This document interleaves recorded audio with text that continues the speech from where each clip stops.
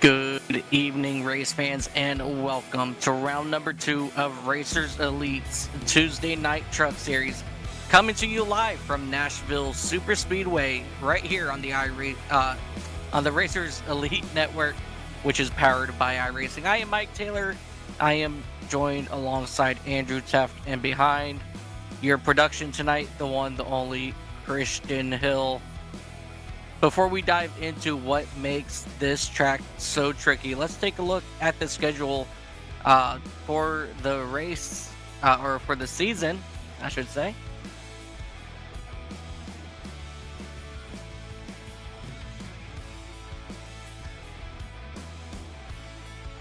You good? Yeah, I'm having issues opening up the... Oh, can you guys hear me? I think we got you back. Okay, cool. Yeah, so tonight we are here at Nashville Superspeedway. Next week, we're going to head out to Pocono, then head over to the legendary Myrtle Beach Speedway, and to round out November, we're going to head over to Atlanta Motor Speedway. We have a lot of awesome racing coming up here for you, not only on your schedule, but right here at Nashville Superspeedway. And before we do kick things off, we're going to go ahead and get our qualifying session out of the way and get going. Now let's talk about this fantastic speedway. Nashville Superspeedway is a 1.33 mile concrete trioval that feels part intermediate, part short track. It's smooth on the surface, but the concrete doesn't offer much forgiveness once these tires start to fade. The long sweeping corners reward rhythm and throttle control, while turn exits can turn nasty real fast if the rear end starts to slip out. So we are going to be whipping around this track for 105 laps. And let's go ahead, take a look at our weather. Oh, your point standings. I apologize. Let's take a look here at our point standings. Blair Holloman, he is on top of your point standings with 48 points. Sean Dunaway, 43 points.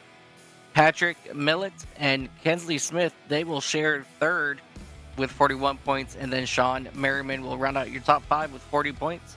Right now, your point standings as it sits is pretty tight all around. So, you know, we're still only one race in. So we're about to find out who can start to pull away here in the standings after the race tonight.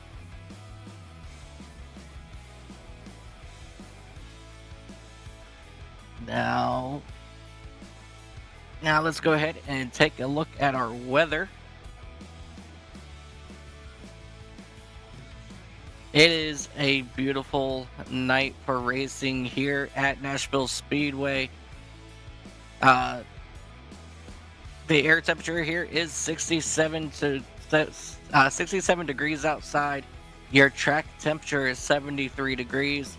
It is clear skies, 3-mile-an-hour winds to the southwest, and your humidity out there is just about 73% out there. We do have 5 sets of tires available here at Nashville. 65% fuel, 1 fast repair available, and then we will have 3 Green-White-Checkers in our pockets if we do need it. So with these 5 sets of tires, will these drivers need to use all 5 sets? Andrew, I know that you were out there earlier doing some test laps with the guys. What are your thoughts, and how important will tires be here at Nashville? Yeah, I hopped in the car for a little bit, did about 50 laps in practice. The thing that stood out to me the most was just the right front tire wear. The concrete tracks, I don't have the best feel for. Here in Dover, Dover's pretty similar. I tend to just roast my right fronts off, so I think it's just going to be about managing tire. It seems like fuel is right on for about a 2-stop race, or could easily do a 2-stop race. You can get about 38 laps. So I think it's going to be a tire management race. Alrighty. So about 35 38 laps on fuel. That's going to be awesome to see. And let's go ahead and take a look at our starting lineup as these drivers get prepared for their 105 laps around this track. Kinsley Smith, he will start on the pole, and joining him is going to be your current points leader, Blair Holloman, to his outside. Row number 2. Row number 2 is Patrick Millett and Cliff Adams. To his outside, row number 3, Jordan Shamblin. He will be on the inside. And joining him outside will be Philip Archibald. Row number 4, Sean Dunaway in that Hello Kitty number 01 machine will be joined by Truth Hope onto his outside. Row number 5, Jordan Sailors and Brandon Filippo is going to be on the outside there. Row number 6, Patrick Mullet will be joined by Barry Nelson in the number 28 truck to his outside. Row 7, Troy Thomas is going to be joined by Alan Wild. In row 7, row number 8, we have the number 8 of Curtis Ecker and that 707 of Chris Gassel. Row number 9, Mikey Allen and Aaron Roth to his outside. Row number 10, Rob Yost Jr. and Alex Teft. Timothy Eisburn will be on the inside of row number 11, and he'll be joined by that number 69 of Jesse Fox. Inside row number 12, you have Jonathan Stidham and Brett Bray to his outside. Row... I got myself lost here. 13. Mike Fudge at Adam Squires. Row number 28 is row 28. Numbers 27, 28, Alan Bergen, Pete Pellini. Starting 29th is going to be Frank Chavez and Kirby Wainscott to his outside. And this is row 16, Brandon Honeycutt and Andrew Teft, I guess, doing double duty. Kyle Hess. Ignore that guy. Kyle Hess is going to be on the inside in number 33, and Russell Martin Jr. in the 34th. And then Steve Castle, he will round out your field here today as we are getting ready to go green flag racing. You see Blair Holloman, Kensley Smith now bringing the field down to the green flag. Oh, we already have a caution out here. A little bit of mayhem here at the start. Looks like Kirby Wainscott, Adam Squires are going to be involved in this one here. Sometimes it's easy to spin your tires at these concrete tracks on restarts. We saw something similar at Dover the last time we were there in Next Gen, where some people wrecked right off the bat, just not expecting it. Yeah, it's definitely one of the... Yeah, definitely at this, because it is a concrete track, these tires don't necessarily grip, to the track surface on cold tires very well. And that's exactly what we saw here with that number 35 machine. As we come back here and take a look and see what happened, as they took the green.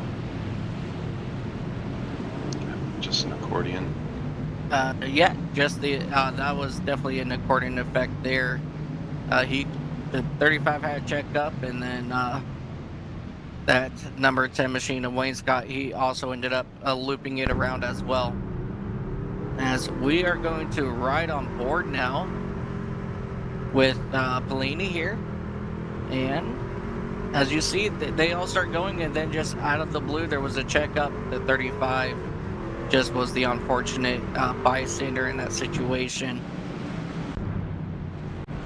We've got a lot of trucks here tonight, Mike, so it'll be a little bit crazy for a little while. Oh, absolutely. We have a lot of trucks. This is actually probably one of your biggest fields that we have actually seen here in the trucks.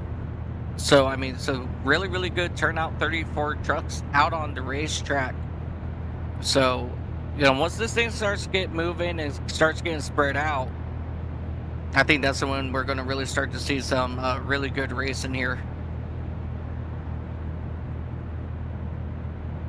It was really hard to break these things loose in practice when I went out, and I think if anything we'll see some guys pushing up into each other later in the runs as the right front wears out.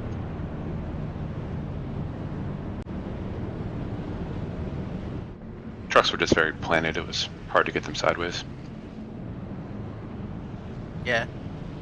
As we take a look here at this beautiful view of these race trucks coming through the tri-oval here. As we do get the 1 to go signal, they're going to line it up, do it again. Kensley Smith's going to be on the inside there of the front row. And Blair Holloman, he's going to elect that outside lane. Who's your favorite here tonight, Mike? My favorite here, see, I'm going to have to keep going with that number 15 of Kensley Smith. There's just something about, just his attitude all around. He really loves working with people, and, I give, pretty good, good vibes from him, so he's definitely going to be my pick today. How about you? Who do you got your eye on? Brandon Honeycutt is back for the first time in a while, and even though he's in the back right now, I think he'll work his way through and be somebody to contend with by the end of this thing.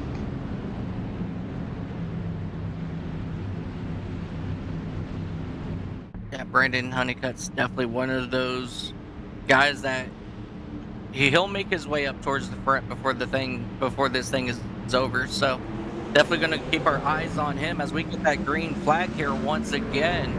Kensley Smith gets out to a really good jump as Patrick Millett continues to work on the inside now of Blair Holloman as they now drive down out of turn number 2.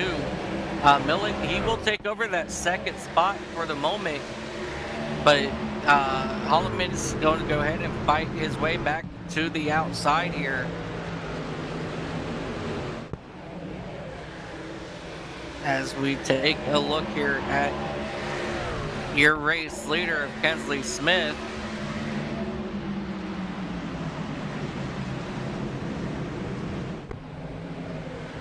Kensley Smith is now about, probably just about a good 5 truck lengths back, or in front of your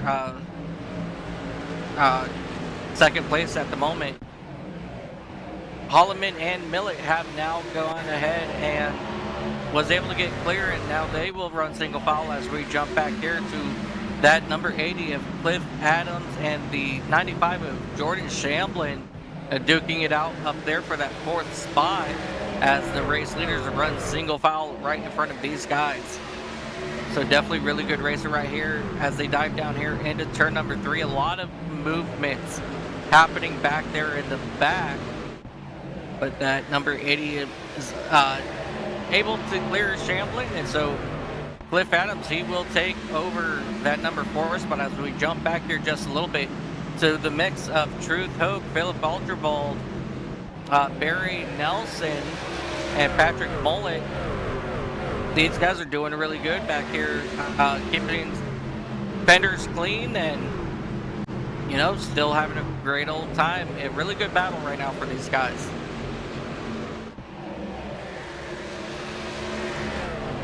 Seen a lot of patience out there action. Yeah, as we see here, these drivers are going 3 wide down here into turn number 1.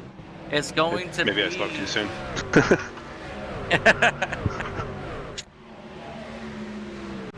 Yeah, everything was going nice and good, and those guys decided to jump 3 wide, and luckily nobody had any issues, and they were able to keep it all nice and straight. But here comes that number 12 of Brandon Sanfilippo working on the inside now of Patrick Mullet and Truth Ho. No, that was the 34. Yeah, Mullet and the 28. There he is. Barry Nelson. Yeah, I've seen Barry touch the apron here a few times. That's definitely not something that'll help you here. It's pretty upsetting to the truck here in Dover. Some tracks you can kind of throw your left front down there, and it'll help you turn. But this place just wants to spin you out if you touch it, or you'll see him shoot up the track. Yeah, a lot of places, as you said, like with this, as we have a big gaggle of trucks behind, looking to go about 3 wide, way behind these guys. Getting down onto the apron, like you said, he can get you loose or shoot you up the track. And man, there's some tracks out there, depending on the banking, if you touch it, you can sometimes just get stuck there and you're SOL. Got one spinning here. Is that turn 1 maybe? Oh, yep. Yeah, looks like it's the 67 of Mikey Allen. Alex got caught He's up in facing. Mikey Allen facing the wrong way here. Alex Teft looks like he was involved as well, like you said, and possibly Pete Pellini might have been involved here as well. Let's go ahead and go back, take a look, see what happened. Oh, ouch. Big contact for Mikey Allen there, as the 35 was on the inside of Allen, and it just set Allen around. And as you're running on board here with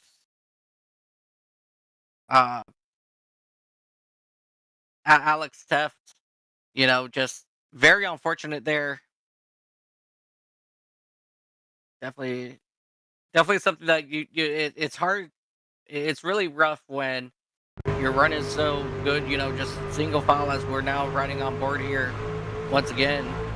Just the 35, he's just gets a really good run down into turn number 1, and just looked like a little bit of neck code at the same time from that camera angle.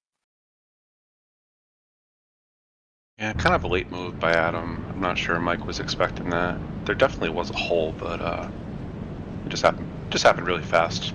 Hard to react to that. Yeah, definitely. And he definitely had a really good run in, and as he decided to dive down into turn number 1, he was going, yeah. And it just unfortunately just did not work out in his favor. He's going to yell at me one of these days for doing that, but I can't help it.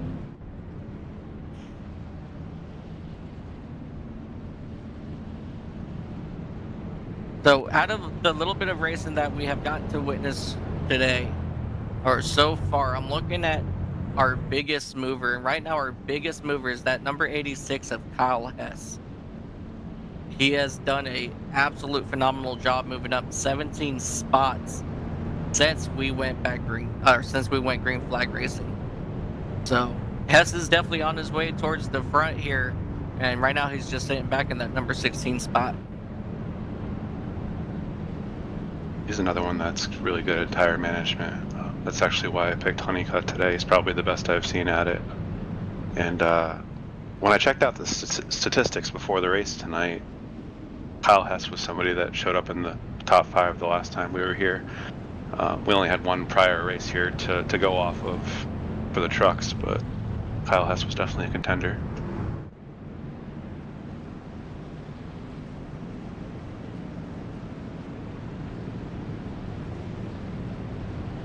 Kensley was another name up there, and it's like he's picking up right where he left off.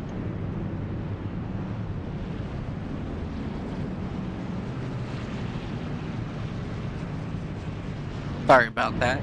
I had a little one start talking to me. As we take a look at the field coming out of turn number 2, I absolutely love these camera views. Such beautiful views of these race cars coming to down the back straightaway here to head down towards turn number 3 as we get ready to go back green flag racing. Kensley Smith, he will be out front, and he is going to bring them to the green with Blair Holloman and Jordan Shamblin, Patrick Millett behind them.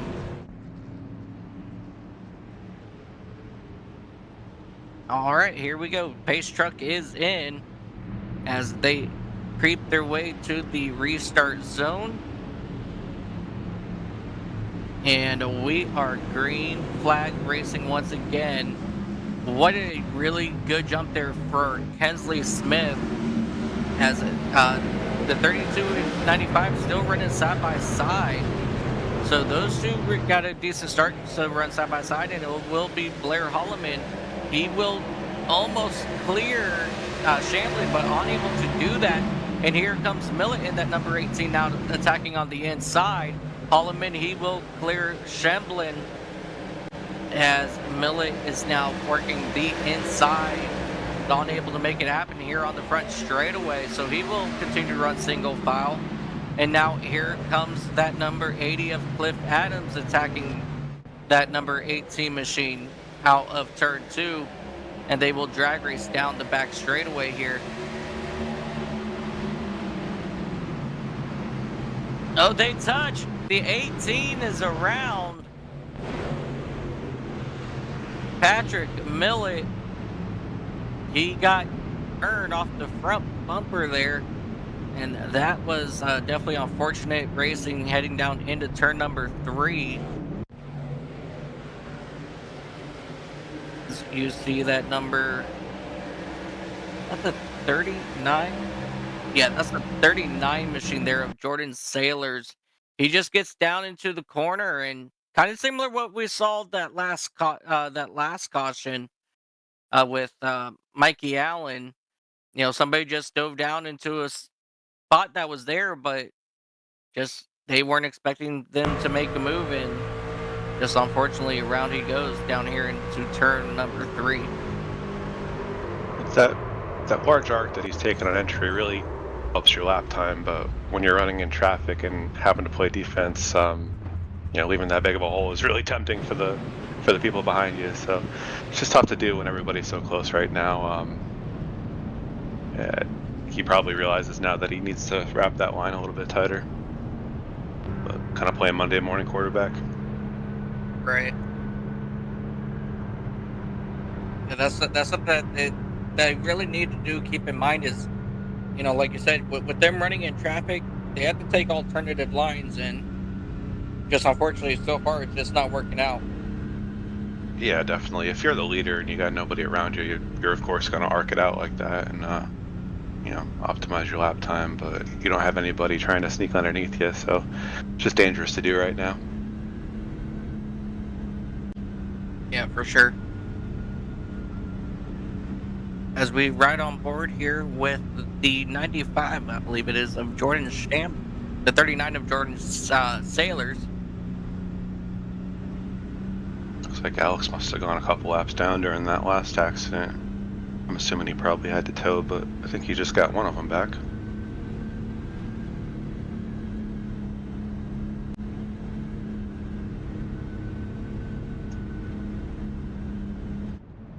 Doesn't look like we've had many takers on pit road so far. Track position will be pretty important, especially with this many trucks on the track. Definitely, and with the amount of cautions that we have seen in just this short amount of time, track position is definitely going to be very important for sure. Got about 85 to go. It's a little bit far to stretch it for one more stop from here. More laps and it'd be a little more tempting. I think you could probably squeeze 40 laps out of your fuel tank, and over the course of the run get about 80 laps, but we've got a little bit more than 80 to go here.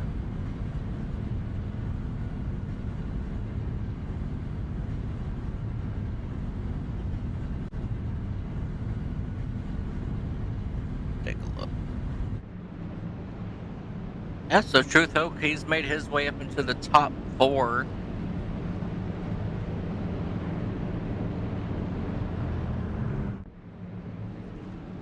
Brandon Filippo, he's doing a good job up there in that top 5 now, as well as we're getting ready to come back to that green flag. Curtis Ecker in the 8 has made his way towards the front as well. The thing we haven't talked about is in the middle of 3 and 4, there's a pretty large bump all the way across the track. I believe there's a tunnel there or something, but that could really upset you. I haven't seen it bite anybody yet, but I'm sure by the end of this thing, it'll get somebody.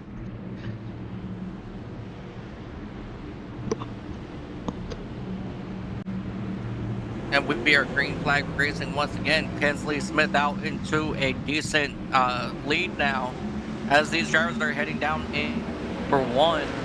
Still side by side for that second spot. Jordan Shamblin, Blair Holloman. Shamblin, he's currently got in front of Holloman. But here comes Truth Hoke in that number 55 AC Delco Chevrolet. He's really trying to make something happen up front here as well, as we start to move and groove around this speedway.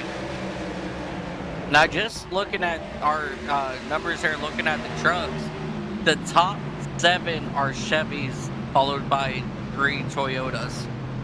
As we got side-by-side racing back here for that 7th spot, and that's currently being held by Curtis Ecker, but Philip Archibald in that number 90, in that wrong, I was looking at the wrong truck. The 0707 of Chris Goswell, he's trying to get around Philip Archibald in that 8th position.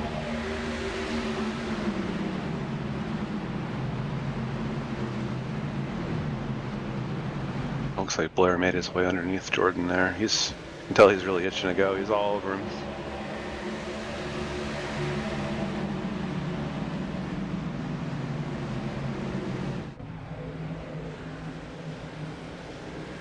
We'll have to check in Blair. Check in with Blair at a later point in the race here to see how his truck's handling. But right now it's looking a little difficult to pull off a pass. I don't know if they're just struggling to get a run down the straightaways, if all the trucks are just kind of maxed out on RPM, or maybe some aero. Yeah, as we now right on board here with Blair Holloman in that number 32 machine as he attacks to the inside of Jordan Shamblin.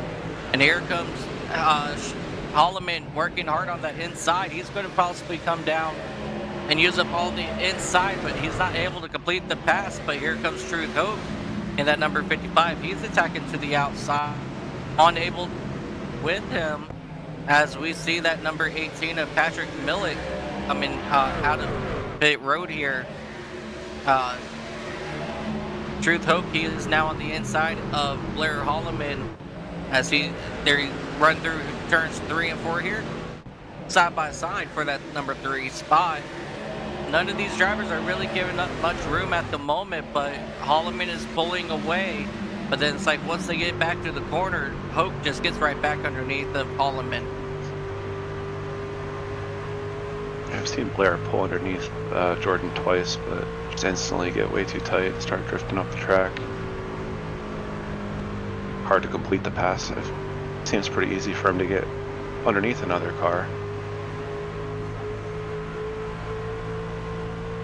With the tightness of these trucks, you know, getting into the corner, do you think that the way around possibly, you know, to pass another driver is going to have to be used around the outside? You might need to. If you can grab somebody's right rear and just hang on that, you know, it can make it difficult for them to get the power down off the corner instead.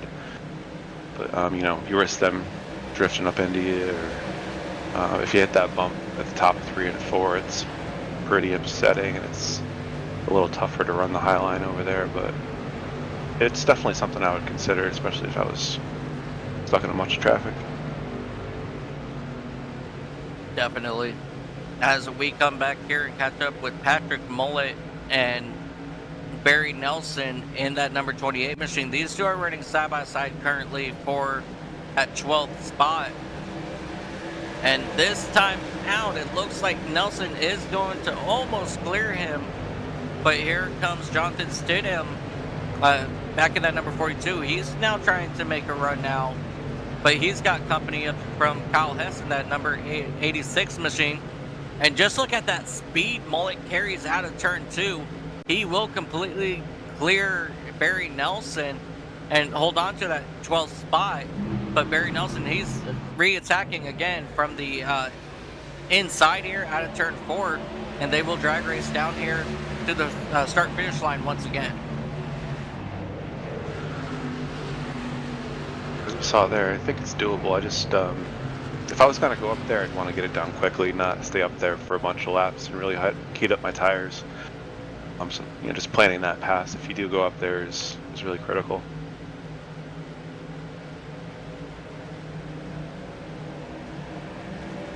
You have to dive in the corner so hard to make the top work that it really abuses the right front.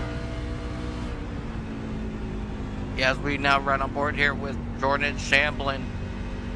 He's doing a really good job right now. He's finally got his way around Blair Holloman. And now he has his eyes set on that number 15 of Hensley Smith. But as of right now, he's like slowly reeling him in, but he's not like moving in too quick, to really try to anything so far. But it won't surprise me if we see Jordan Shamblin at some point up in the front lead. I thought Jordan might be struggling a little bit with Blair all over him, but maybe he's just running his pace and racing the racetrack. It's kind of hard to tell sometimes. So now he's reeling back in Kensley. It looks pretty quick right now. Yeah, Jordan Shamblin is absolutely looking in tip-top shape here today at Nashville. Blair Holloman, he's not letting them get too far out in front, though. So Holloman, he's still going to be a contender by the time this thing is over. And Sean Dunaway in that number 01, he's right behind them as well.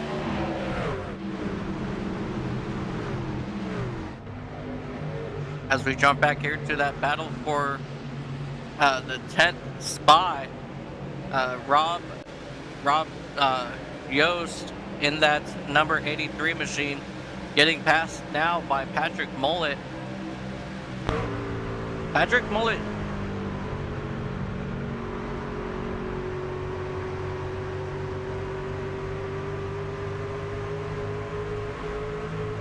Yeah, 34 is getting tough on the outside, but that other pack looks pretty far ahead.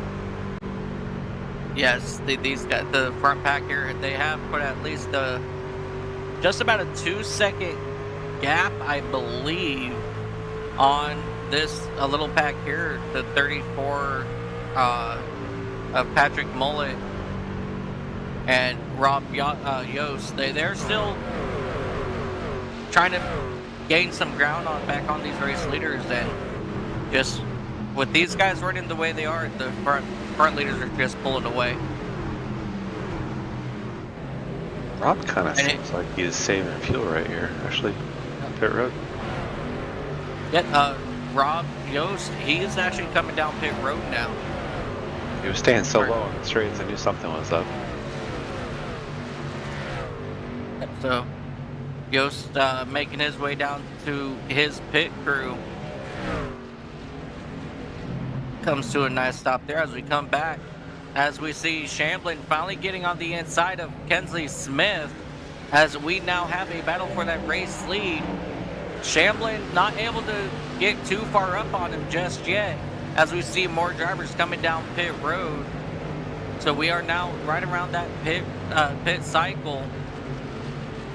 So with those couple cautions early on, these guys might be able to stretch it to probably just about 40 to 42, I would want to say. But other than that, I wouldn't, expect these guys to stay out too much longer here, as Shamblin unable to make anything happen since that first attempt.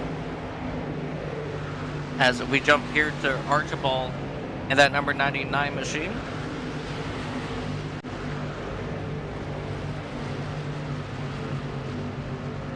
"15-second pit stop right there. Not too shabby there. Pelini in that number 47, he's now coming down pit road. As we jump back here to your race lead battle.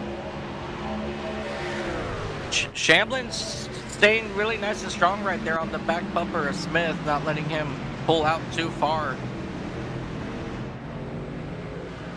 So these guys definitely really trying to make it, to last.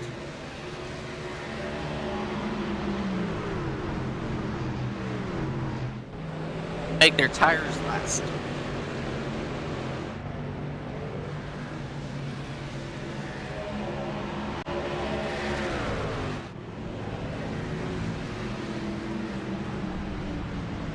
Shambling closed it in really quick there.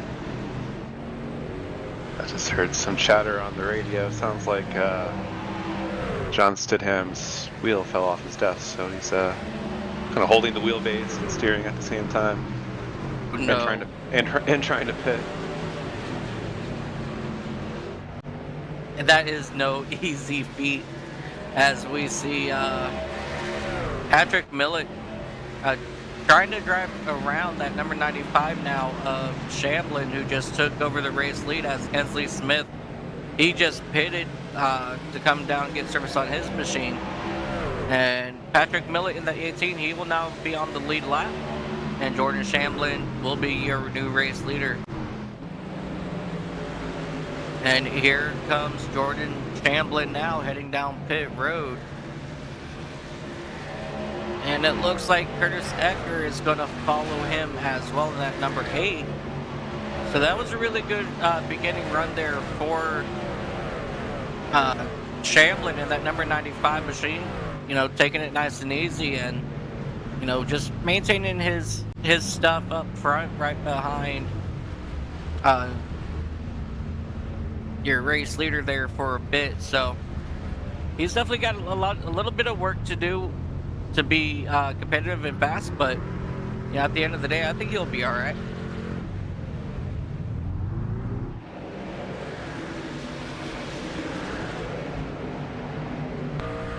He's got a lot of laps out of that tank with those yellows. Yeah, as we're now right back on board now with Hensley Smith in that number 15. He's going to make quick work of that number 95. And he's going to pull out to probably just a couple seconds ahead of Shamblin here, as these drivers continue to go through this pit cycle. Brandon Sanfilippo, he's now out front in that number 12 machine. But when it's all said and done, it should turn back over to the hands of Hensley Smith in that number 15. As you see Smith now trying to navigate all the traffic that's out in front of him at the moment, as he's gaining up on to that who's that right in front of him? I think. Yeah, the 92.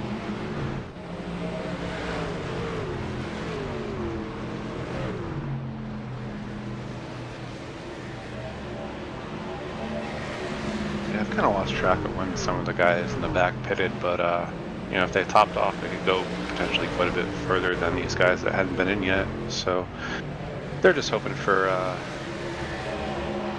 conveniently timed caution here to hold on to their track position and really kind of turn this race upside down.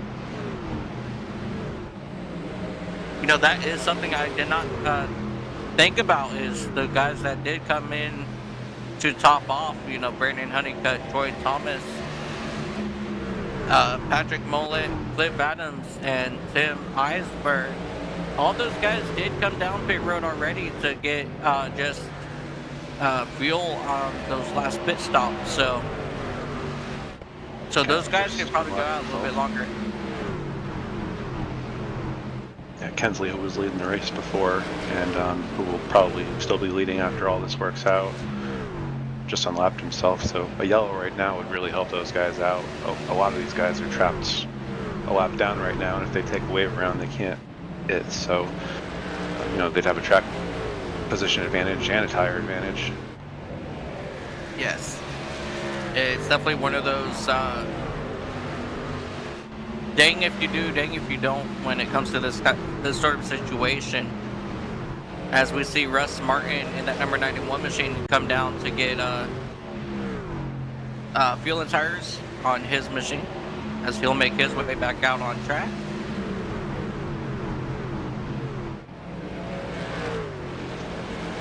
Right now, Brandon Honeycutt, your race leader, is out front trying to manage his way through a lot of this traffic. And he's got the 88 Troy Thomas now passing him for the race lead. Guys that topped off, like maybe the 34 are starting to have to come in now. I'm not sure how many more laps they can go.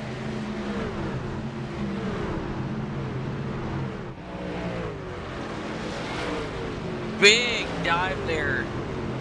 I believe that was the 80 of Cliff Adams. He dove down there real deep and almost got into the back end of Honeycutt there.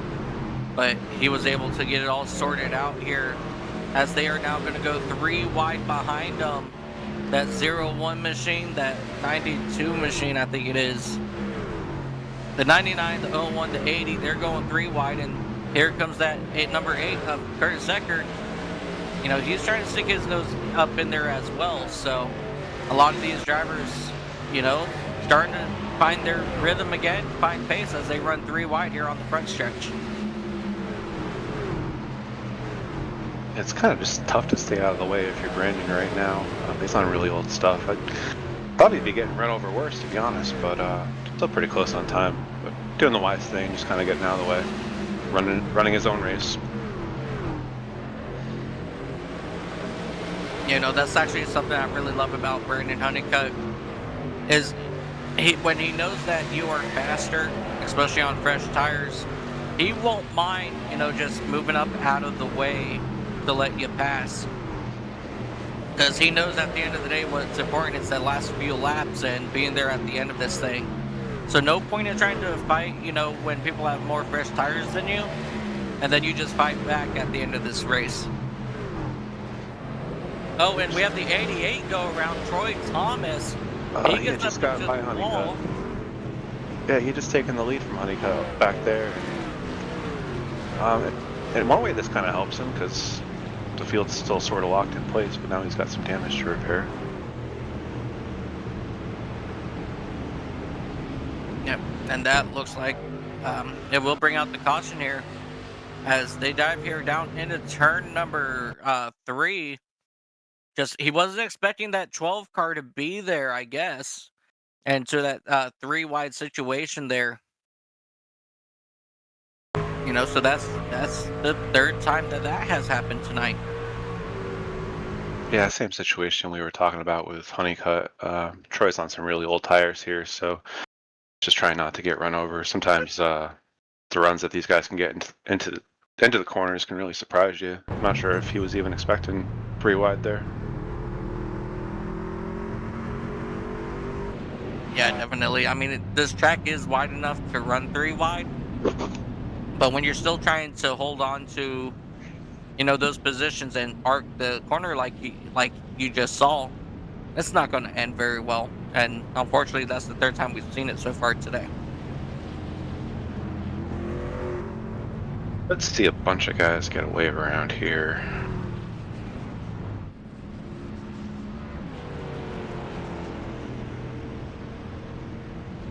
A few on pit road.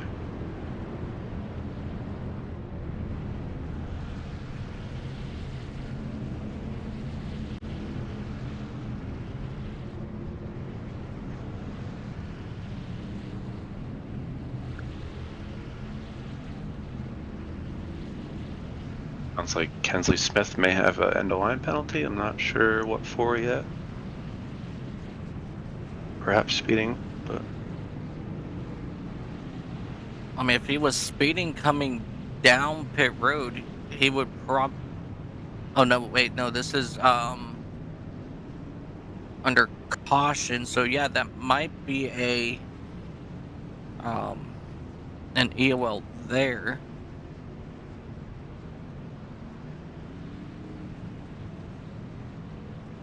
We still had about 16 cars on the lead lap before all that. Charts updating, maybe closer to 20.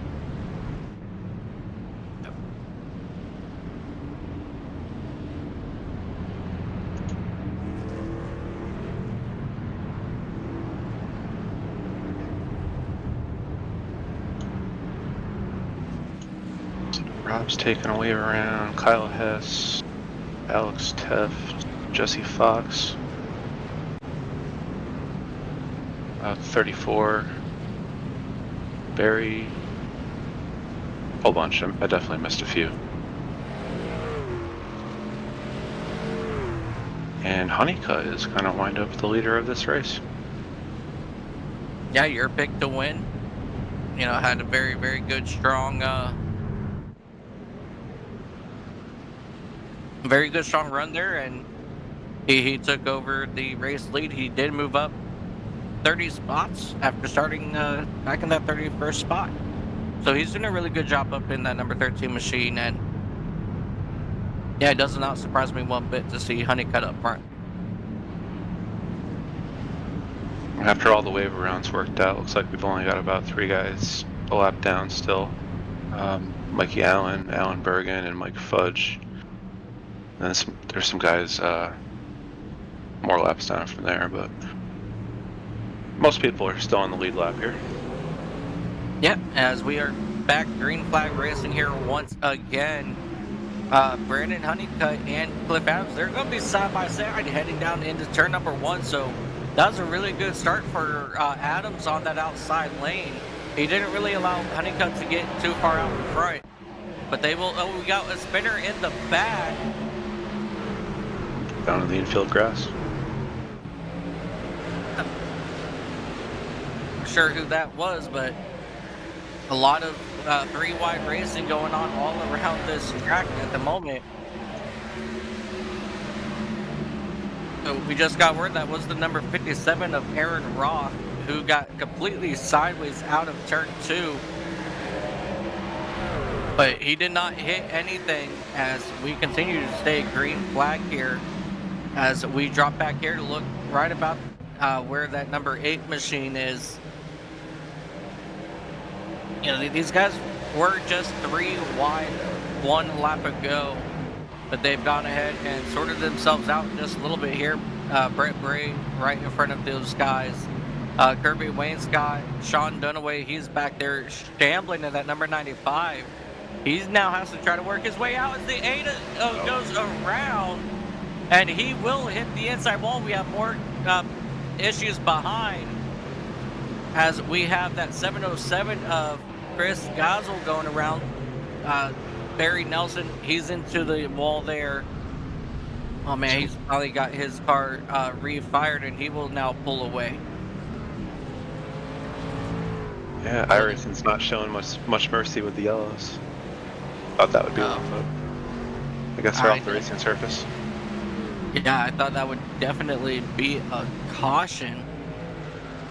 As we come back here and catch up with that 33 of Alan Wild working on the inside there of Timothy Eisburn.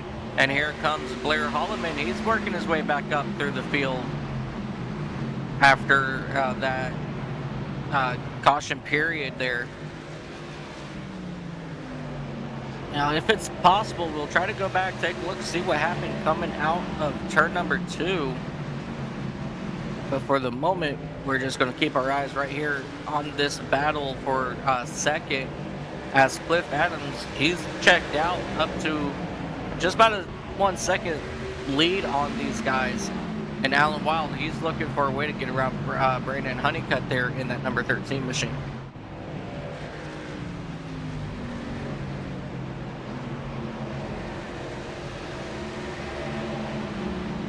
But Kensley, who has been kind of dominating the race before this point, has worked his way back up to 12th so far from his end-of-line penalty. Yeah, Kensley Smith slowly moving his way back up towards the front. You know, he's fast, so it doesn't surprise me as we see a pass here for that second spot. The 13 of Honeycutt, he will fall all the way back to 4th. As you see, Alan Wild and Blair Holloman work their way back around him.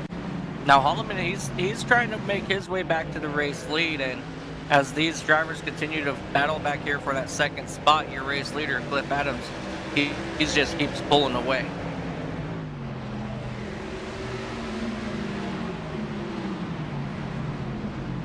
We have 43. Go ahead. You know, I love the strategy of all this. From your perspective, I think we took green with about 50 or so to go. Everybody's going to need one more pit stop. If it's you, do you split it in half and take 4 tires, or do you go to the end and take a splash, or just 2 at the end and, you know, run it as far as you can now? That would all depend on like what my tires were sitting at, you know, before this caution came out. Because if we have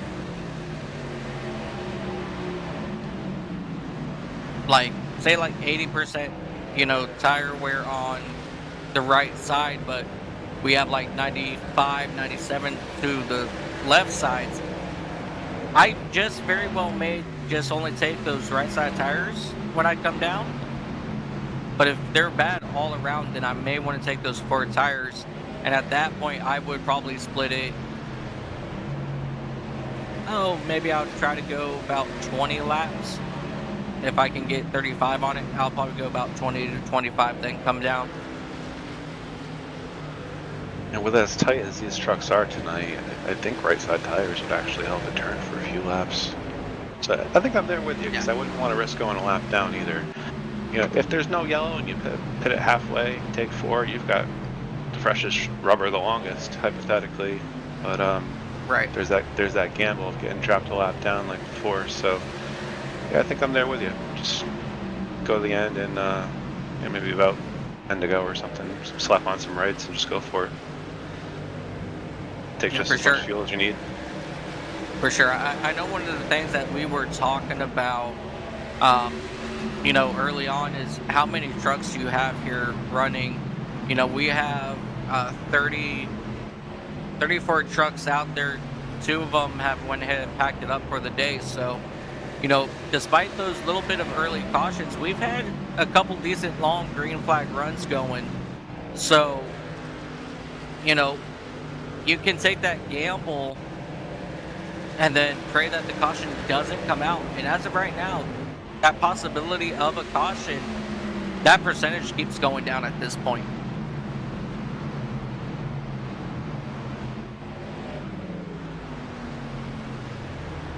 As we see here, Alan Wild and Blair Holloman, they've slowly been able to track in your race leader. Oh, that's the 707 machine. He's going to lap down. Your race leader is still out to a second.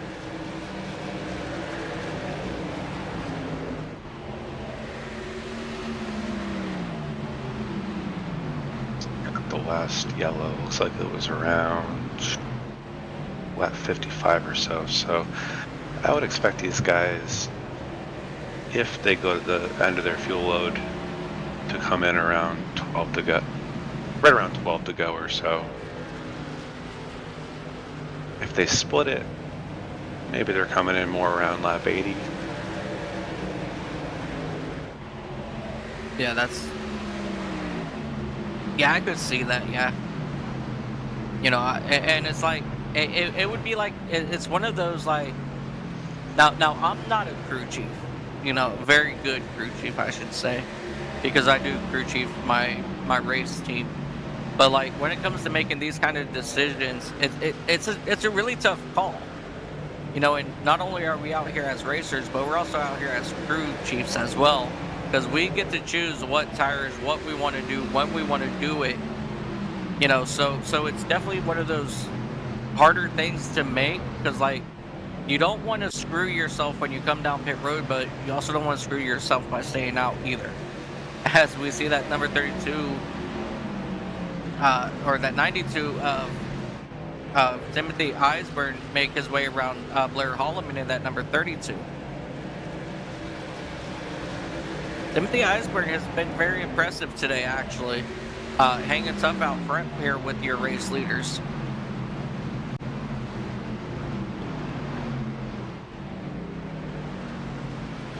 We're entering the point now where if you pit, you can make it to the end, probably even with a couple green-white-checkered. So, variety of options you have. I mean, you could pit any lap now, from now until about 10 to go. So, could see a big variety. if I'm the leaders, I'm watching my competition, making sure nobody ducks down pit road and isn't going to get a huge tire advantage on me while I'm still out here. You don't want to let somebody come too early and you get off pit road and they're way ahead by that time. So just you never know. And one yellow could either make it for you or break it for you, depending on when it happens. And that was a big lesson learned over this past weekend as well in, real life NASCAR. And it's always a gamble. And I don't remember what race it was, but everybody started coming down pit road, but the leader decided, and he was fast. The leader was wicked fast. He stayed out like 13, 14 laps longer than everybody else. And by the time he came back out after getting tires, he ended up being like a good 6 seconds behind everybody else. And he lost the race simply because he was staying out, way too long. As we jump back here to right around Frank Chavez, Truth Hope area. Let's see. Frank Chavez, he's moved up 15 spots since we went green flag racing. So he's up there currently in that 14th spot. So good run for him. Bringing up that car back towards the front here. As we take a look here at Kensley Smith in that number 15.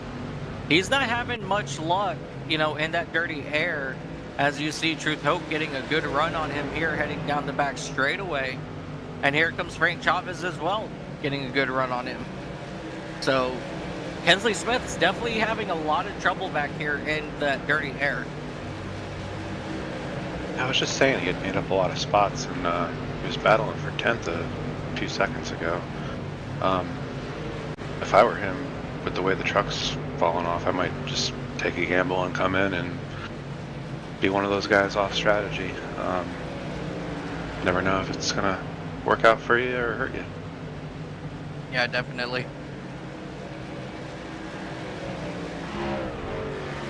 When you're struggling like that, right now he's struggling, falling back through the pack. It's like you might as well try something. I'm just one of those guys where if I'm off, I'm gonna do something weird and just see if I can pull it off somehow.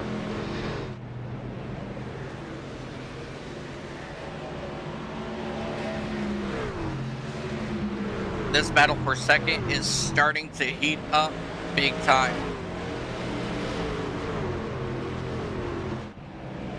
Burn is on all over the back bumper of Alan Wild, and here comes Blair Holloman. Brandon Honeycutt back onto the inside of Holloman now as these drivers dive down here into turns 1 and 2.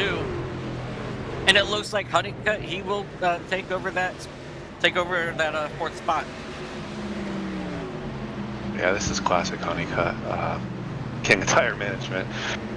I noticed he had fallen back to about 5th from that restart. He was the leader on the restart, but with him, you never know if he's just a little off, or it's usually him saving tires. And if I'm driving away from Honeycutt, I'm really thinking about what I'm doing. Like, hey, am I going too hard right now? Because he's just got a way of flipping a switch halfway through a run and taking off.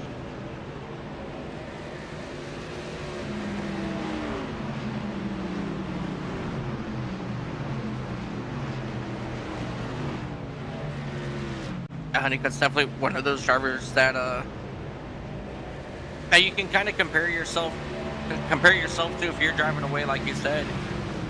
You're probably going too fast for the moment, and you're definitely going to want to lay back just a little bit as you see that 13 machine now get around that 92 of Timothy Iceburn.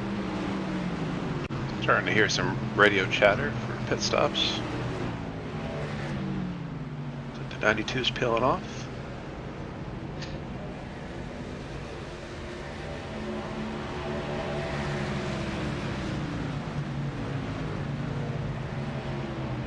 Yeah, Honeycutt is just so smart. It's really hard to pull those passes off when the tires are fresh and everybody's stuff is brand new, and it's easy to abuse them at the starts of the run too. I feel like while the pressures are still low, so he'll just race the racetrack, and like what you're seeing now, drive through and pass people when their stuff's all used up,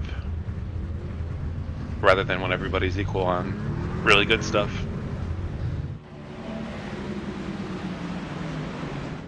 As you see him now taking over that race lead from Alan Wild.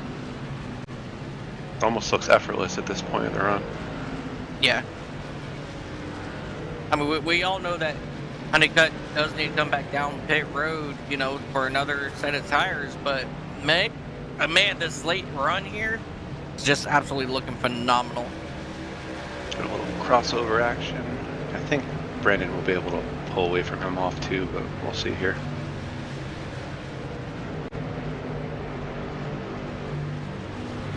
Yep, there he goes, right around him through the outside like he was standing still.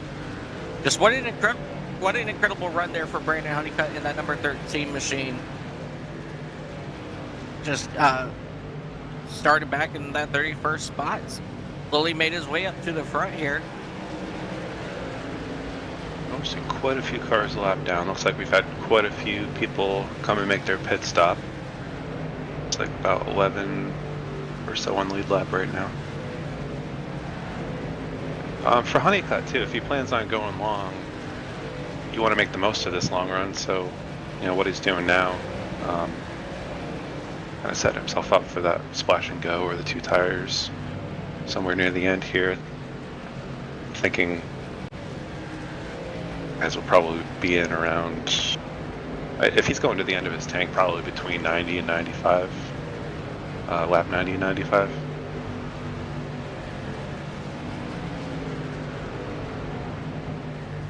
A lot of these guys are going to have just about 25 laps on their tires by the end of this thing, so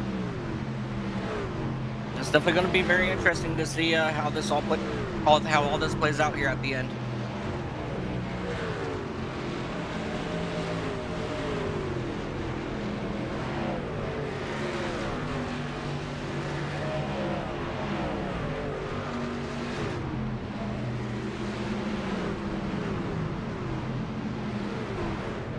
We're taking a look here at that number 23, Frank Chavez in his Ford F-150. Yeah, got Timothy Eisburn. Spinning through the infield grass. No yellow yet, I don't think. Definitely very unfortunate there for Timothy Eisburn. Yeah, he had a very strong go. Sorry, I'm watching. Back up to speed. Yeah, I was watching him. You guys not home didn't see that, but he started to get his truck back up to speed and started to jump to the right hand side on him. Almost went up and hit somebody, but he was able to go ahead and keep it nice and straight. These guys that have stayed out of it, they were probably praying for a yellow right there. These 7 or 8 guys that have stayed out. Yeah, for sure. As you see, Sean Dunaway in that number 01 Hello Kitty Chevy Silverado bringing his machine down. Oh, and we do have a spin. Timothy Eisberg up into the wall with the 8 machine there. Curtis Ecker. The tires were definitely upset from that spin. Oh, definitely, as the field will slow. And this is just going to, once again, throw a wrench into everything. As you see, Timothy just get loose in the middle of 1 and 2. And then he comes flying down the back straightaway and heads down here into turn 3. And then he just loses, it in turns 3. It's like, yeah. Oh, Curtis again. Poor guy. Yeah, it just seems like it's like something broke. Yeah, we can do that, Christian.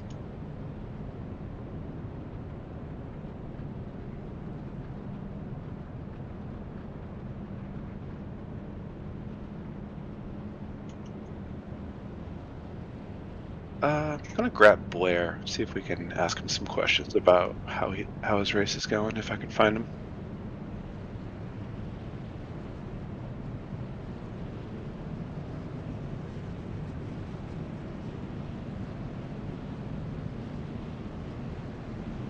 Hey Blair, it's Andrew up in the booth. You got us? How's it going, Andrew? Hey, doing pretty good. How are things handling out there? This track's interesting. Definitely a new version of Nashville. Tire wear here is very big, and depending on how you enter turn one, really determines on how much tire you're about to scrub off each lap. So it's interesting trying to be smart about it, but also trying to make sure you're running fast enough to stay ahead of people. Yeah, how are you managing your right front out there? It seemed pretty easy to get that warm and all upset. If we're looking at the last set that came off here, the right front came off. It was 73 after 40 laps, so that's not bad. It's not good, but all in all, it's still good enough where the car wants to turn. But it wouldn't be something to try to play around with on a restart. Yeah, it kind of feels worse than the percentage looks. So what are your plans here for tech? We've got about, I don't know, 15 or so to go. Yeah, so I got the lucky dog, but I'm gonna get stuck behind all the wave around trucks. So it's not gonna be very good. But we still should be in a decent running position. Maybe we'll get lucky and there's a caution later in the race. Here, maybe like 5 or 6 to go, and I can get a fresh set of tires and hopefully be in front of people. But honestly, it's just hang on and survive through the chaos. Yeah, looks like you just took a wave around, so yeah, and those guys that stayed out and that caution benefited, they'll have fresh stuff. So yeah, that another caution would really help you out here and kind of reset the field again. But you also need some laps to be able to cut your way through. So, Mike, you got anything for Blair before we send him back? Yeah, Blair, you just got a wicked fast race truck underneath of you, buddy, and keep it up. Yeah, thank you guys. Hopefully we can capitalize, maybe get ourselves a top 5 if we're lucky. I think we're going to be restarting somewhere between 7th and 10th. Depends on how iRacing pulls me from the wave around cars, but see what we can do. Yeah, good luck, and maybe we'll talk to you again in a bit. Thank you, guys. Gentlemen, driver of that number 32 Great Clips machine, Blair Holloman.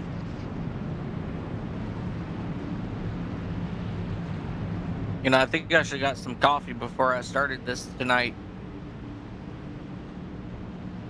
But we're getting ready to go back racing here. And it's going to be in the hands of Brandon Honeycutt in that number 13 machine. And Kirby Wainscott in the 10. Kirby Wainscott didn't get a good start that time. And here comes Brandon Sanfilippo back into that second position. Doesn't surprise me seeing Brandon up here in that second spot, as he was very strong. As we have, I heard some tires screech somewhere, but I don't think anybody went around. There he is.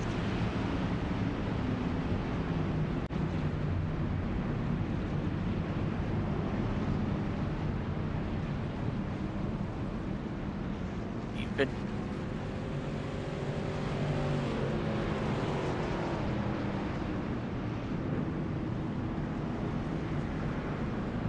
The 57 there of Aaron Roth went around. Not sure who else was in.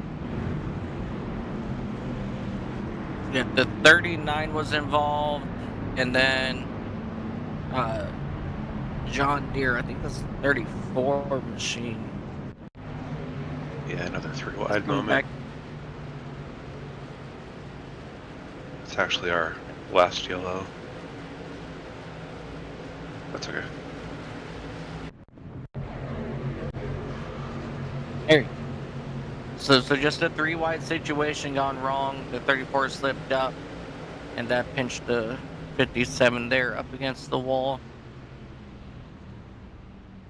Yeah, kind of just a racing deal. The 69 got a little out of shape on the bottom, kind of scared the 34 up the track a little bit, and Jordan just wasn't high enough for everything going on below him. He probably couldn't even see anything happening. And Patrick Mullet, sorry, he did apologize, saying sorry 3 wide.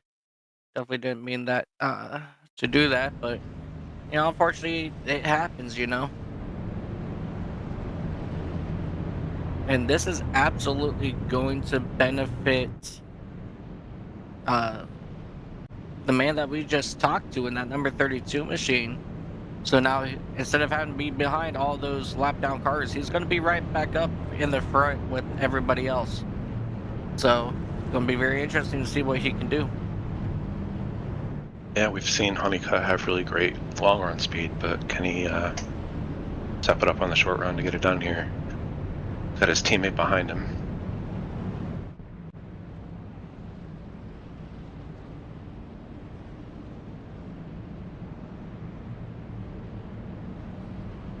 I believe we should be getting that one to go signal again this time. So when we go back green flag racing, we're going to have 9 laps to go.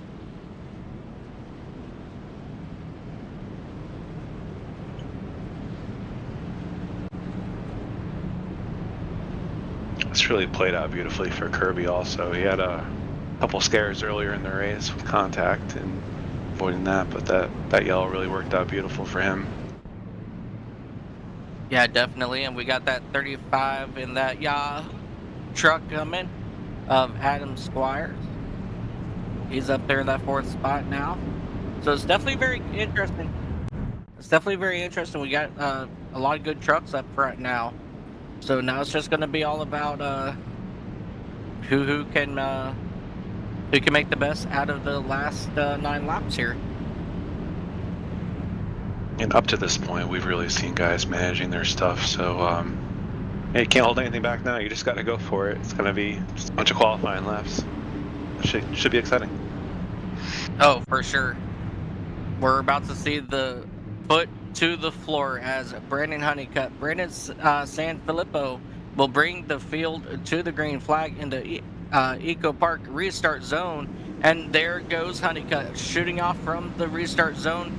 He gets a good jump in front of Brandon as Brandon dives down into turn number 1. Brandon's coming right back up behind him, but Brandon isn't letting Brandon get too far in front as they will come out to the back straightaway. Still the Brandon and Brandon show. 3 wide, I'm sorry, a little bit further in the back. Yeah, I'm sorry, I had to. I couldn't help it. As we take a look at Kirby Wainscott, he's trying to get a run, but he doesn't have that run. Hey, we got trouble on the front stretch. The 32 of Blair Holloman is around and back up in front of everybody, and we have chaos heading down into turn number 1. The 91 machine of Russ Martin, he hits the inside wall really hard down at the exit of pit road. Right there is not what Blair Holloman in that number 32 machine wanted to see happen, as the 23 got hooked by the 18, and he was just along for the ride after that. And then you see that number 86 machine head back up track into I believe it was either Kensley Smith or Truth Hoke. I wasn't able to catch who that was, but man, just all chaos broke apart here when the 86 came back across. Oh, it was both of them, and just right behind them, just all pure chaos. And then that 91 of Russ Martin just slamming that inside wall as you see him sliding down towards the pit wall, and bang.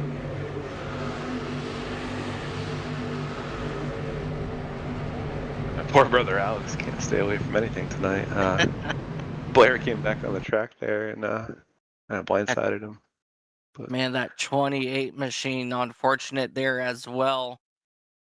And then as he gets straightened out, there's still chaos happening behind him.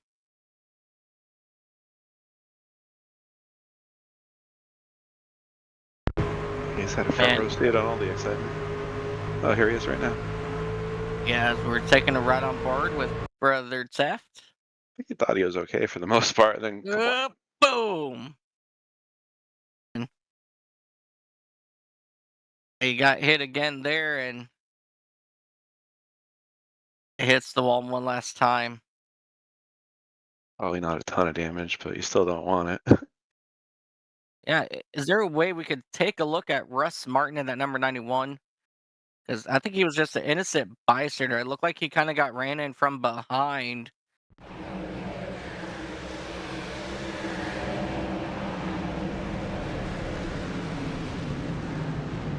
See, approaches here, slows up to miss the 43, and I guess he just locks up his tires, and he just slams that inside wall.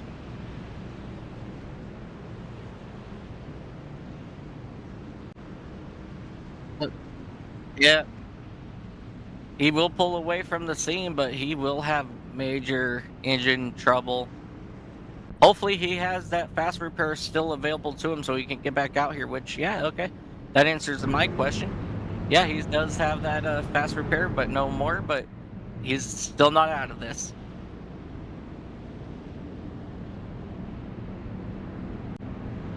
Are you ready to line him up and do it again? So Yeah, when we come...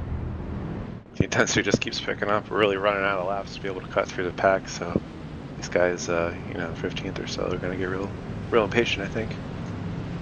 Yeah, for sure. So when we go back green flag, we're going to have 4 laps to go. And anything and everything could still happen, so it's definitely something that we're going to have to keep our eyes on. As we got the Brandons out front, followed by Adam and Kirby. So let's pull it up and let's take a look at that. Who's back there in the 6 of Sean Dunaway. He always sneaks his way up into the top 5 by the end of these races. So he's moved up 26 positions himself. I'm sorry. No, he's up in 1 position. But Kirby Wayne's got moved up into that 3rd position. Yeah, okay. But yeah, Sean Dunaway always up front when it counts. So it doesn't surprise me to see that Hello Kitty Chevrolet out front. As the pace truck is off here once again, ladies and gentlemen, we are going back green flag racing. 4 laps to go. There it is right there. Brandon Honeycutt gets a good jump. And so does Brandon in that number 12 machine. He got a decent jump that time, and he was able to clear Adam Squires just as easy. And here comes Squires now up on the inside of Wayne Scott. He will retake over that 3rd spot as we have more trouble in the back. Multiple cars around. You ever seen a big one at Nashville? I have never seen a big one, but we just saw it here at Nashville. Truth Hook involved. A lot of good drivers back here involved, it looks like.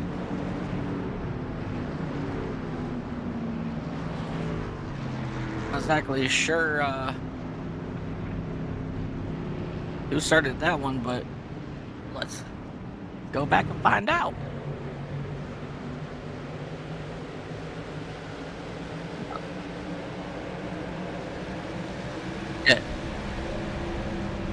Yeah, so it looks like the 39 got sideways off the front end of the 30.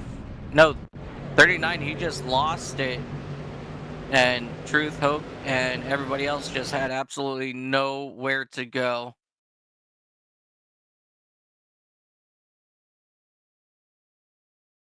Alex is saying that again. Look at that 2 truck. Mike Fudge barely sneaking by. That was incredible driving by that number 2. As he sees pure chaos happen in front of him, everybody checks up. And then that 32 comes right back across. He whips it, and he is still missing everybody. Dodges another truck right there. What incredible driving by Mike Fudge in that number 2 machine. Yeah, great job.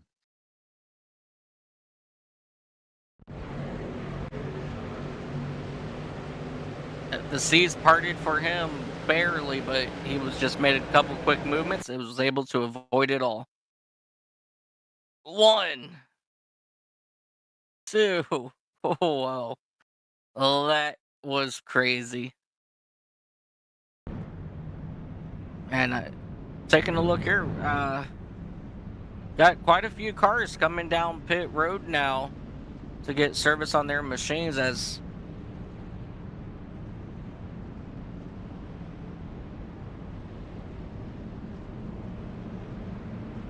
yeah, we just got word. No beat balls, yeah. This will be our first Green-White-Checkered. Got up to 3 that we could have.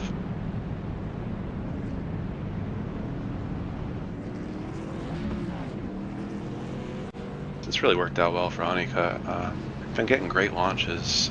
I don't know if those other guys can try something different here to match him a little bit better, but I think it's going to be kind of hard to make a move on him with 2 laps. You got to get up to speed first, and it has been kind of tough to pass all night. Yeah, as we have extended it into our Green-White-Checkered, we will have 3 attempts at it.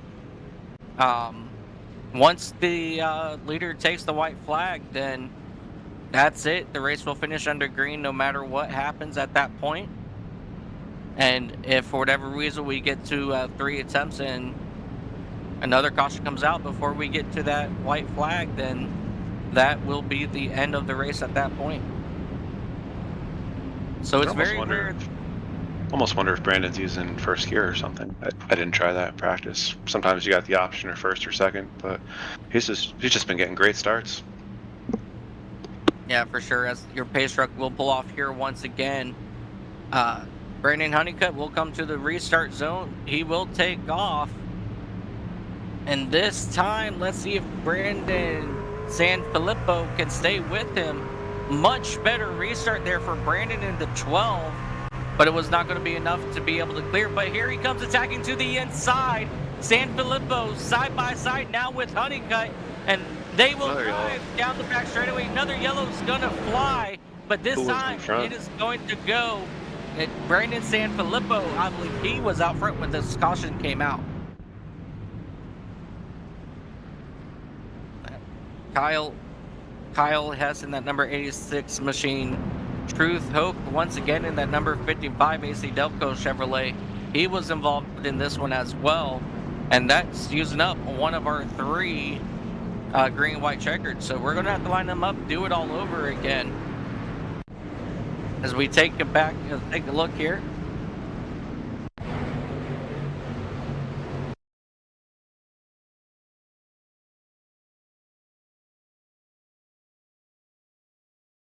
There's a car that checks up in front of the 86. Looks like a reddish orange.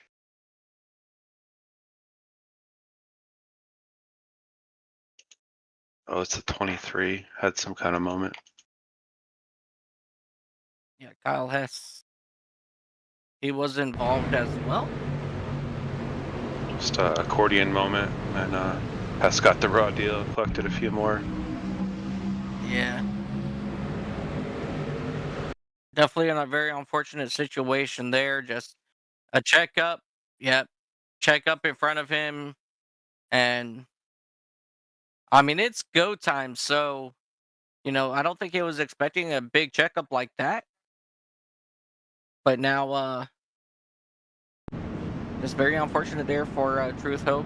Once again, getting involved. Kyle Hess was involved in this one. Just a lot of really good trucks starting to get taken out here early on, and now we're going to have to line them up, do it all over again as we take a look here at Brandon Sanfilippo in that number 12 Bernadette Strong Chevrolet. He made his move right at the right time. Yes. Honeycutt left the bottom open for him, and that must have been real close. Whoever was in front at the time of the yellow. Yeah, for sure. It's going to be very interesting now, to see how Honeycutt's going to turn it around and re-attack on Sanfilippo. So we saw Sanfilippo take it to the inside in turns 3 and 4, I believe it was. But now the question is, will Honeycutt do the same to him?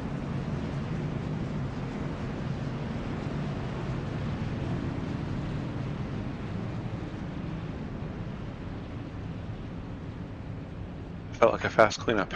Getting ready to do it all again. Oh, yeah.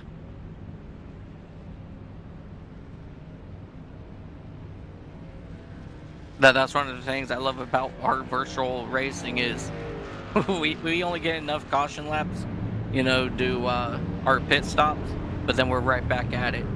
We don't have to, do 10 laps under caution waiting for cleanup.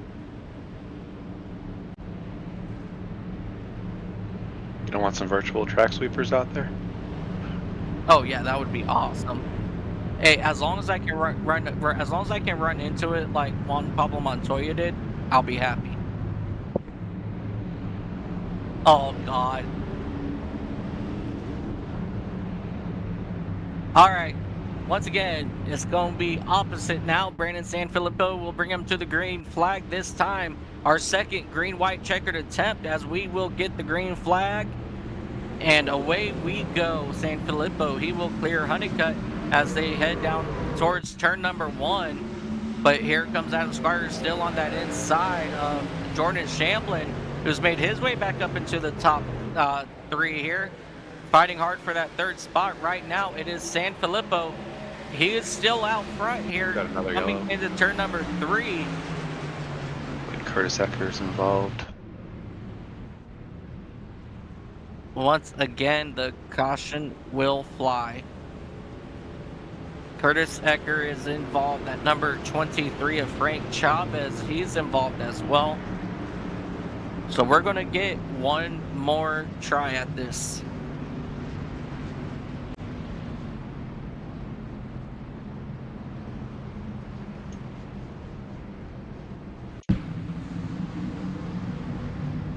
We take a look here with Timothy Eisburn and that number 92 machine heading down here into turn number 1.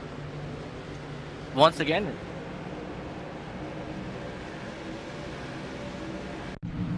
that happened in front of them. Here we go. So the 2357 of Aaron Roth here. Roth looked like he just got a better run. No, that's still out in front. So it started off with the 8 truck. Curtis Ecker looks like he might have just lost. I don't know. Couldn't tell if he had help from the 32. I hear him on the radio a little bit, but no, like he sideways just before lost that. Yeah, he lost it. Alex is right there again. Alex snuck by once again.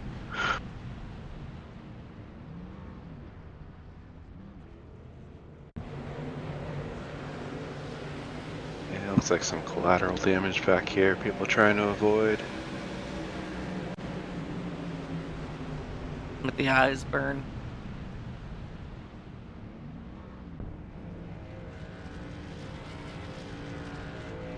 Man, oh man. Yeah, I'm surprised that truck stepped out on Curtis like that. These things are pretty planted, but I guess in the right aero situation. Yeah, that's something that we really don't see too much out of that number 8 machine is a truck hardly ever getting out from underneath of him. You know, he's pretty planted all around, and so just seeing something like that happen to him, that's just very surprising. Yeah, the 32 was close enough to pack some air, but it didn't look super aggressive. Well, Mike, we get to do it one more time. Yep, one last time. Let's do it. So ultimately, the next flag will end this race. Just the question's going to be, who's going to be out front when this happens? Is it going to be the 12 or the 13? Or will Adam Squires in that number 35 just come in and change everything around on us? 10 laps past scheduled distance here.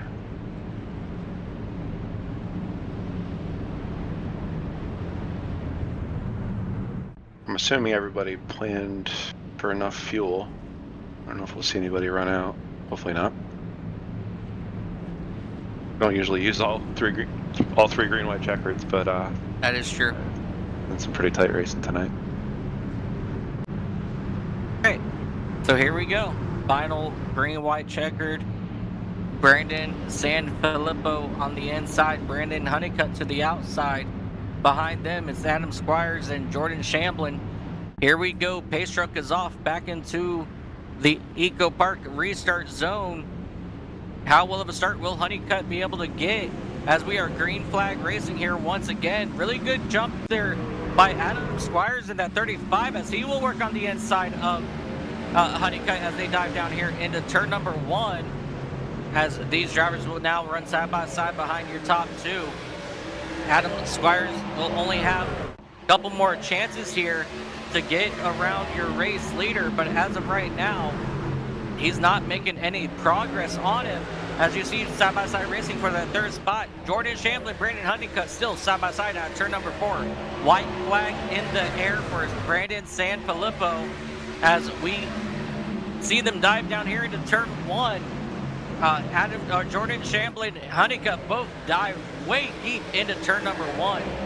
But that's going to bring Jordan Shamblin up to that 3rd spot. And now through turns 3 and 4 for the final time. And coming out of the corner, it's going to be that number 12 machine of Brandon Sanfilippo as we have contact in the back. Adam Squires will come in 2nd in that number 35 machine. Jordan Shamblin 3rd, Brandon Honeycutt 4th, and Troy Thomas in that number 88. He will bring it home 5th.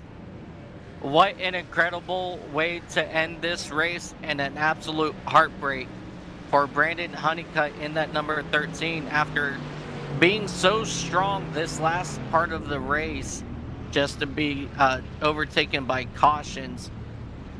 So definitely very unfortunate there, but Brandon Sanfilippo, he is going to win your race here at Nashville Superspeedway in that Bernadette Strong number 12 Chevy Silverado. Yeah, he really managed this race perfectly. Went at just the right time when it mattered most. Yeah, he saw that opening there and he absolutely just went for it. Honeycutt was so strong on those restarts that gaining control at the restart zone was just super important. Played that beautifully. Unfortunately, that last restart just was not Honeycutt's strongest, as Adam Squires was able to quickly get around him in that number 35 machine. So let's take a moment here. Let's catch our breath. Let's take a short commercial break, and then we'll come back and talk with your top 3. So just stay here with us, and we'll see you on the other side.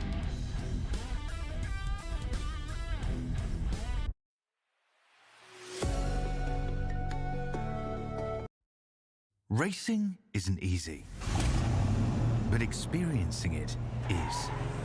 iRacing puts you in the driver's seat with the industry's leading sim racing game. Drive on laser scan replicas of the greatest racing circuits from around the world.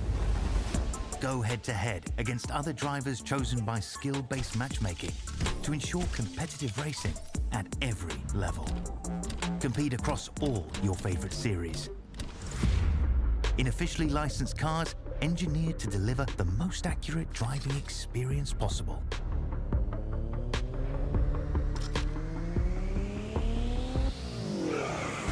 Join a race or host your own with players from across the globe. Race against the computer or in a league with friends. Feel the thrill behind the wheel. Visit iRacing.com.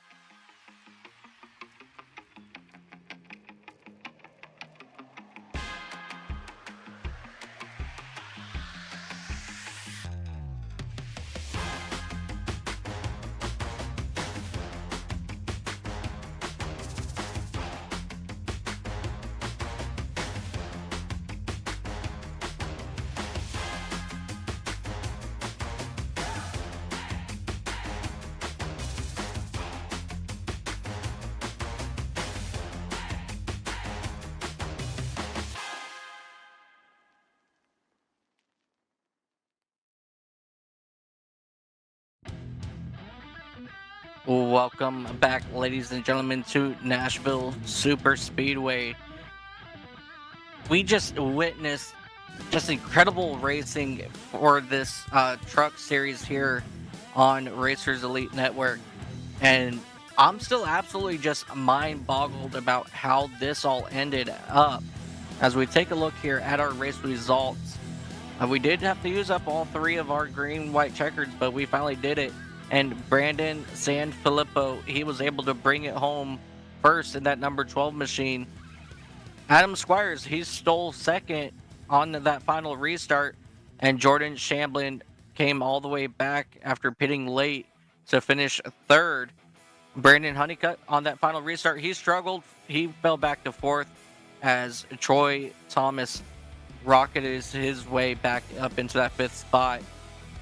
Sean Dunaway, Kirby Wayne Scott, Patrick Millett, Alan Wild, and Kensley Smith will round out your top 10. Jesse Fox, Rob Yost Jr., Patrick Mollet, Philip Archibald, and Aaron Roth will round out your top 15. Unfortunate strong truck all day long of Blair Holloman, he will finish 16th. Frank Chavez, Alex Teft, Cliff Adams, and Curtis Ecker will round out your top 20. And then Brett Bray, Mike Fudge, Barry Nelson, Timothy Eisburn, Chris Gozel, Jonathan Stidham, Truth Hope, Jordan Sailors, Kyle Hess, and Russ Martin Jr. will round out your top 30. Mikey Allen, Alan Burgess, Alan Bergen, Pete Polini, Steve Castle, and Andrew Tuff. Ignore those. They will round out your field. It's a lot of laps down. That is a lot of laps down. I'm so proud of you, Andrew. Proud of you, man. Man, just overall, what an incredible race today. And it looks like we do got a couple drivers down below. Let's go ahead and bring up our 3rd place finisher. How's that sound, guys? That's good.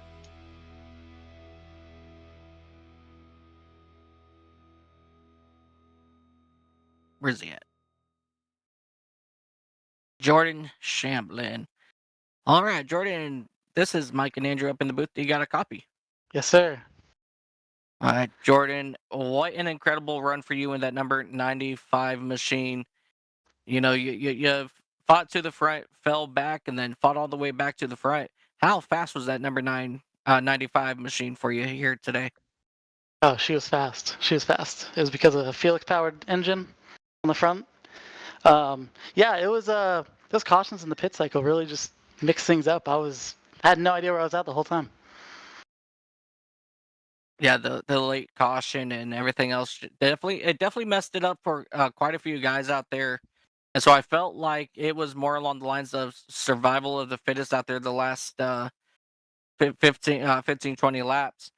What was your thoughts, when you had to work your way back up through the front and then on that final restart, you were able to retake 3rd place? I think it was just see and avoid the whole time, just kind of just race your own race. And then I thought on that second Green-White-Checkered I was ahead of the 35. So if I started 3rd, I think I had a chance for the win. But starting 4th, I just was stuck out there. Absolutely. Andrew, do you have any questions here for Jordan Shamblin? Yeah, Jordan, you really played your cards just right tonight. There's a lot going on with all the cautions and shifting strategies, but you played them just right and brought it home P3. I was just taking a look at the standings. Looks like you gained about 8 points in the standings, and you're about 7 points over the cut line. How are you feeling going into the next few tracks here? Oh, I feel good. That's a good thing to know. I'm in the chase. Just trying to point my way in. Seems like it's survival of the fittest. I'd also like to, my friend Patrick Millett in the race, it's his birthday today, so just shout out happy birthday to him. Oh, good to know. Looks like Pocono is next up. How do you do there? I feel like it's a drafting track, so it's just track position and momentum racing. That could be chaos on the restarts. Yeah, it almost feel like a plate race in the trucks there. Yeah. Looking forward to it. Yeah, let's hand it back to you to give all the thanks to your people. Yep. Thanks for everyone watching. Happy birthday, Patrick. Gonna prepare for next week. Thank you guys. Salute, Good night. ladies. Good run.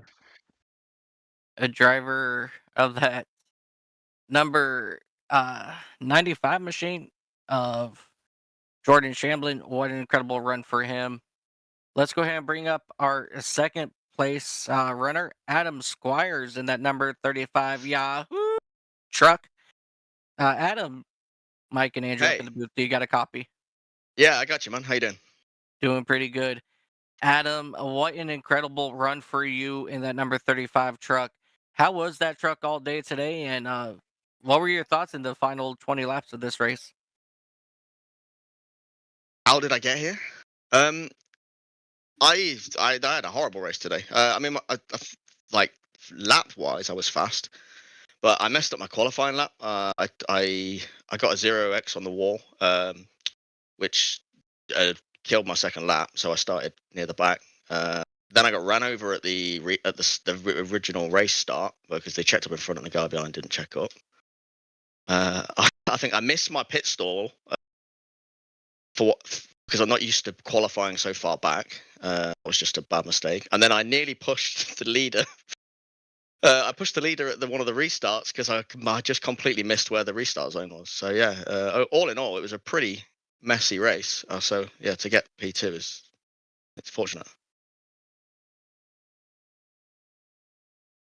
Yeah, it looked like you played your cards just right. I feel like I'm repeating what I said with Jordan, but there was a lot going on tonight. What was your mindset strategy-wise? Was it just to go as long as you could, kind of short pit, try to... Yeah.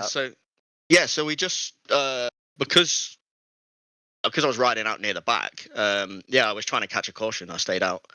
I caught it the first time round, and that's so like I said, when I missed my pit stall, I had to go around again. So I ended up starting instead of the guy that was in front of me. I think started third, so I would have been fourth. Instead of restarting fourth, I think I restarted like 16th, but with a lot of lap cars in front of me, so that messed that run up.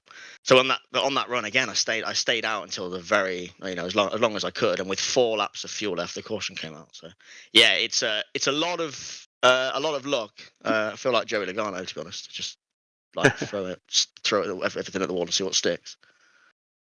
I'm kind of having flashbacks to this past Sunday's race with the timing of the yellows and everything, but it worked out beautiful for a few guys. It's tough for the 13 with all those restarts as well. Yeah. Let's see. You jumped up to second in the standings. You gained 5 spots in the standings this week. You're only 2 points behind Sean. I can't race every week, which is unfortunate. I don't think I'll be back for a few weeks now, which is a shame. But yeah. Hopefully you can make enough to meet the participation requirement. You're allowed to miss 2 regular season races. Just I don't think I will, unfortunately. But it's still a good opportunity. I've had a lot of fun. I'll make as many as I can. Yeah, sounds good. Let's hand it back to you to give thanks to all your people. Just thanks to everyone for turning up, making this possible. Thank you to you, and thanks to the broadcast and race control. And I'll see you next time. Have a good night. Cheers. Thanks a lot. Ladies and gentlemen, driver that number 35 Yahoo machine, Adam Squires. All right, let's go ahead and bring up the man of the hour, driver of the number 12 pickup truck, Brandon Sanfilippo. Do you got a copy? I do. Andrew, I'll let you take over this one. Brandon.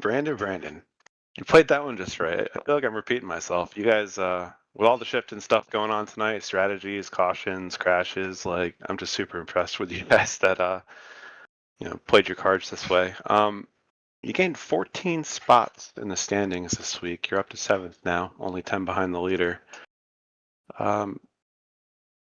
That final moment, the final pass with Honeycutt there, that came at just the right time. I saw him leave the bottom open for you, and I didn't get to see a snapshot of when the yellow came out, but it must have been super close between you two. And do you think controlling that restart is probably what gave you the push over the edge at the end?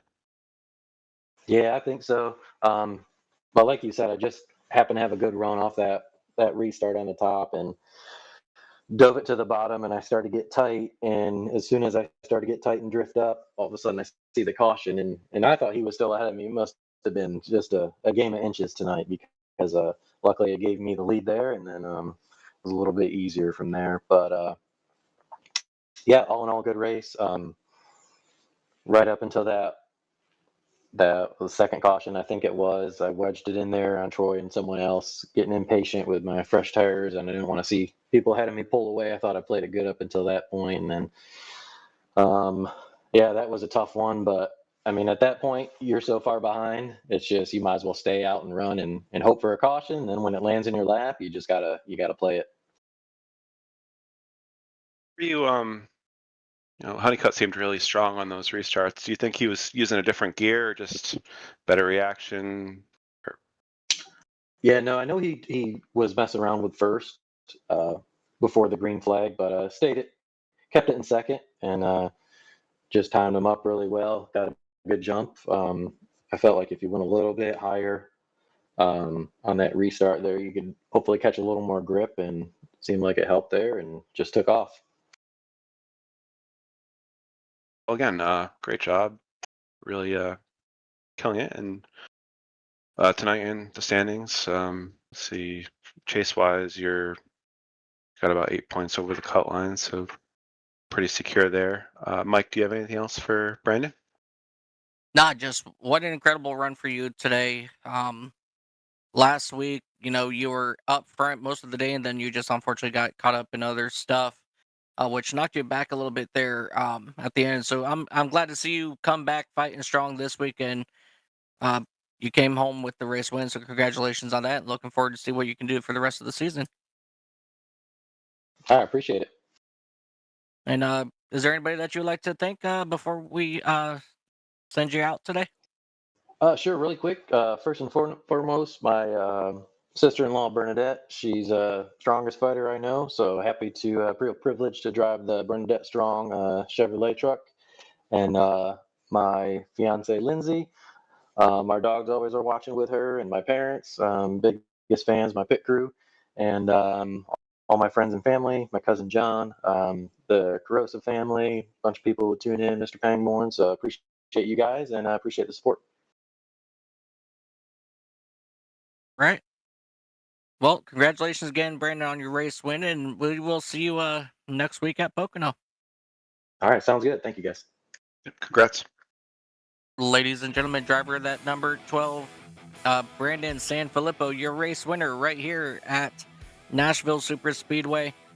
All around, what an incredible race that we witnessed today. Quite a few cautions, but we got like 3 really good, strong green flag runs in. What are your final thoughts as we end out today, Andrew? Just kind of reminiscent of this past Sunday's race with the yellows, but just part of racing. Sometimes they help you, sometimes they hurt you. Today they really helped Brandon Sanfilippo and Honeycutt. We've got a lot of Brandons here, so yeah, it's just hard to plan around. You never know when they're going to happen, and we saw that with Hamlin and the championship battle over the weekend. So I'm not sure he'll ever be able to change that in racing. So it's just I guess that's probably what makes it fun. Yeah, for sure. Definitely a heartbreak for Hamlin. I was really, I'm not a big Hamlin fan, but I was rooting for him. I thought this year was actually going to be his year. And just as we see, just one caution can change everything, as one caution did change everything tonight for Brandon Honeycutt. But all around, really great racing, as I said. Before we do head out today, let's go ahead and take one more look at our race schedule. Next week, we are going to head out to the Pocono Mountains, and then we will head to Myrtle Beach the following weekend, and then Atlanta Motor Speedway to round out November. A lot of really tight racing going to happen next week over at Pocono. Really long straightaways, really fast corners. Anything can happen. Just make sure you guys tune in for that right here on Racers Elite Network at 7:45. I believe that is all that we've got. We're not going to keep you guys around much longer. Thank you guys, everybody, for tuning in tonight right here on the Racers Elite Network. On behalf of myself, Mike Taylor, Andrew Teft, and our cameraman, Christian Hill, do us all a favor, hit that subscribe button down below, ring that bell to get all of our live notifications. And until then, ladies and gentlemen, we will see you next week right here on Racers Elite Network, live from Pocono Raceway. Until then, ladies and gentlemen, happy time zones. And everybody.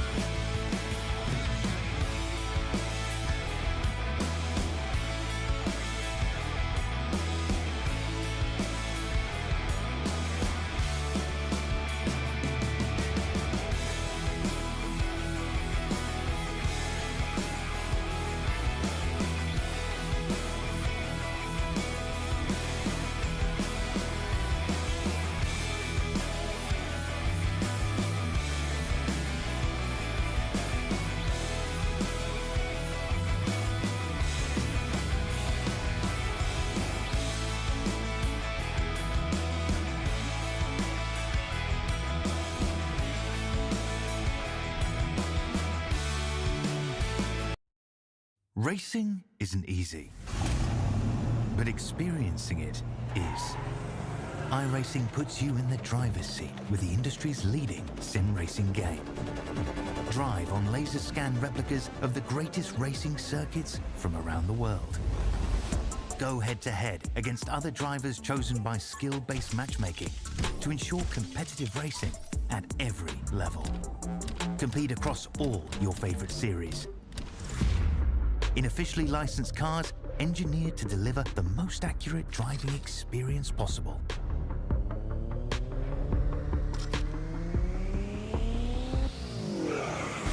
Join a race or host your own with players from across the globe. Race against the computer or in a league with friends.